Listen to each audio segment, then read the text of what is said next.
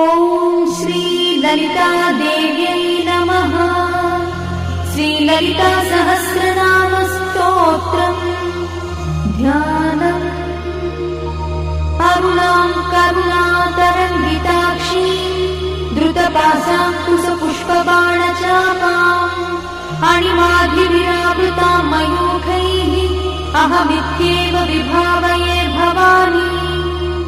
ध्यायेत् पद्मासनस्थां विकसितवदनां पद्मपत्रायताक्षी हेमाभां पीतवस्त्रां करकलितलसद्देव पद्माम्बराङ्गी सर्वालङ्कारयुक्तां सततमभयदां भक्तनम्रां भवानी। श्रीविद्यां शान्तमूर्तिं सकलसुरन्तां सर्वसम्पत्प्रदात्री श्रीमाता श्री